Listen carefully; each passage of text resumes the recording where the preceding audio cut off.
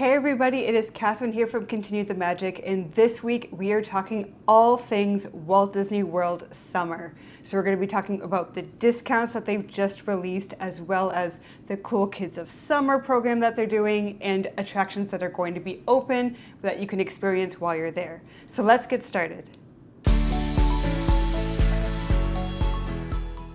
So the first thing I want to dig into is the park discounts. So we're going to start off with the tickets. So there is a 4-day, 4-park ticket, and this is for $99 a day. So this is 1 park per day. So this doesn't have the park hopper option.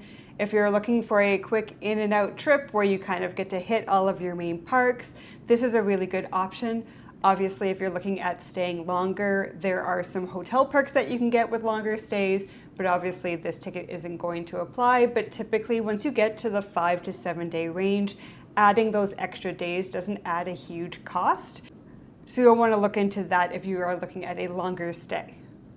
This one's going to be good from May 26th to October 3rd.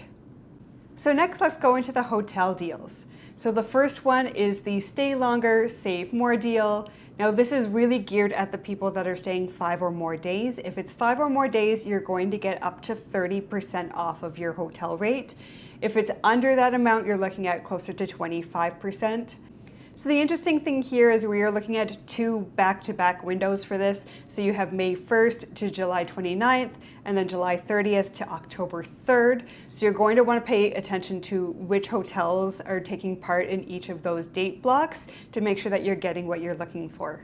Now there are additional discounts if you qualify for one of the other categories. So Florida residents can get up to 35% off. This one's only going until July 29th. So keep this in mind if you are looking at a summer trip. You are going to have to look at earlier in the summer. You won't be able to do those August dates where you have typically lower attendance. So keep that in mind.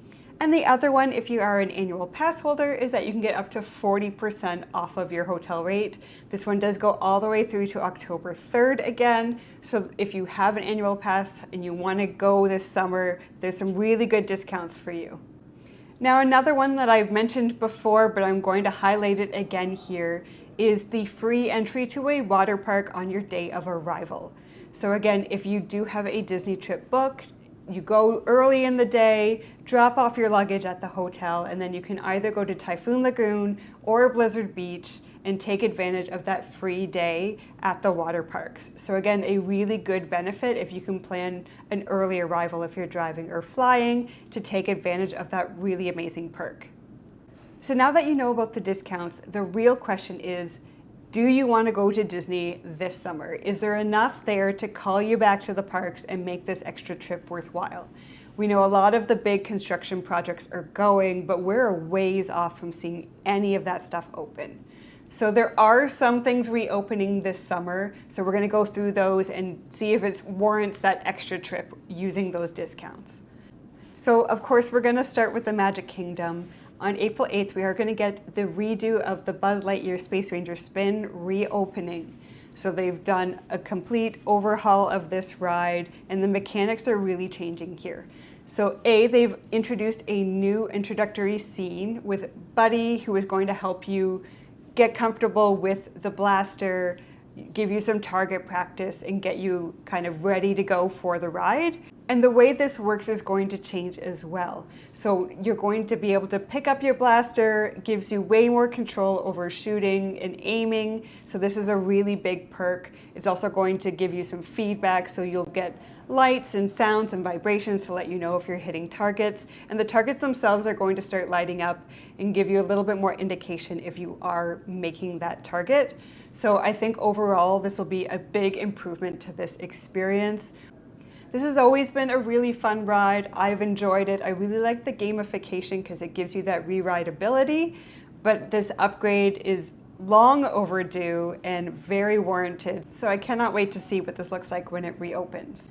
The other cool thing that they're adding here is if you do have your photo pass or you purchase the photo at the end, for the first time it's actually going to include your ranking and your scoring, so you'll be able to keep that with you as well. So if you do hit that galactic hero range, you will finally have proof. Next is we finally have an opening date for Big Thunder Mountain Railroad. It is May 26, 2026. It is happening. We are getting that back. It has been down for refurbishment for such a long time. Obviously, this is an older attraction. It needed the love. There was track replaced. They've done upgrades. There's the new Rainbow Cavern section that's going to be kind of upgraded. So this is really great to get back online, both because it's a fun ride. I want to see the new version, but also because it adds a lot of capacity and extra thrill to Magic Kingdom. So having this back up and running is a huge win. So as part of the Cool Kids of Summer program, we also have something cool coming to the Diamond Horseshoe, and that is a Jessie Roundup. So there's going to be a show here for the kids that'll have all of your Toy Story characters in that Frontierland spirit. So I think this is a really good use of the space, a great use of the Toy Story characters. This also probably ties into the fact that Toy Story 5 is coming out this summer as well, so it makes sense to have those characters have an attraction or something pulling you into the parks. Now we're going to move over to Epcot, and also on May 26th, we're going to get the Soaring Across America. So this is the new video for Soarin'. Great to have another version of this. We've seen Soarin' over California, we had Soarin' around the world. Obviously, this is to help celebrate the 250th anniversary of America. They're going to be flying over locales throughout the country. So you're going to have the Grand Canyon, you're going to get some cityscapes like New York. So it'll be really nice to see what they have planned for that. They're also going to do a new orchestration of that Soaring soundtrack. So any variations on that soundtrack is super moving. The song is beautiful, and all the different variations that I've heard so far I have loved. So I cannot wait to see what the next iteration of this is.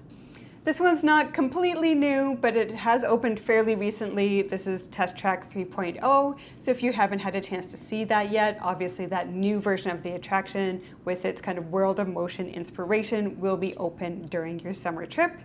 Now let's talk Hollywood Studios. So there's two big ones here. Obviously the first one we have to talk about is the Muppets takeover of the Rockin' Roller Coaster. We're already starting to see some of that transition happen. They were working on the pre-show before they were even closing down the attraction completely.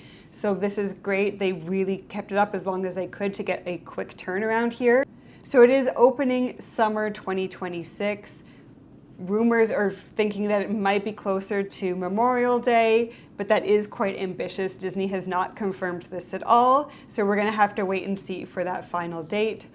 But you are gonna get the new version where the Muppets take over. So here, Scooter's uncle, J.P. Gross, who was the owner of the Muppet Theater, he has now in the canon purchased G-Force Records, and Scooter is going to be working there. So here we're having a backstage tour through the studio. The Electric Mayhem is supposed to be performing across the town, just like the Aerosmith show. Obviously, they are not where they're supposed to be, and we need to get there and get there fast. This is the first time we're going to have a Scooter animatronic, so he's going to be there in the studio, as well as some penguins who are going to be our sound engineers. They've hinted that there might be other animatronics as well, but nothing has been officially said. All the images that I've seen so far feature Kermit and Miss Piggy on screens, so maybe we're just sticking with Scooter and the Penguins. We'll have to wait and see for that one.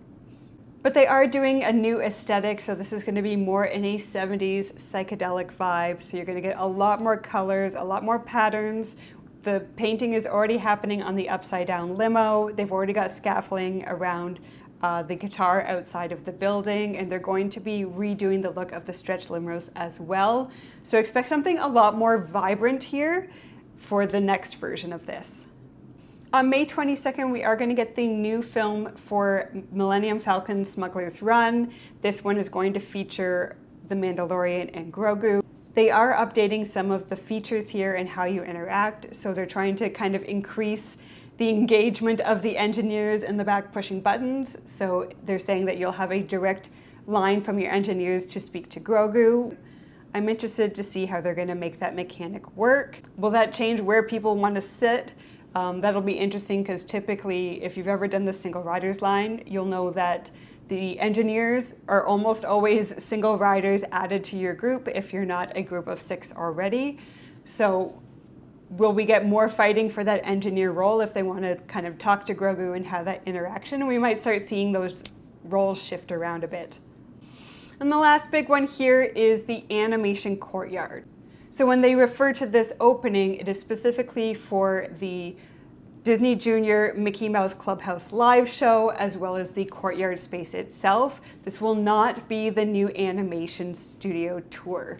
So that kind of highlight that we're really looking for, that is not going to be open in May. They're saying late summer, but there's no specific dates here. So that could move. Late summer could be almost fall by the time they actually get it open. So I would not count on that portion being open if you are planning a summer trip.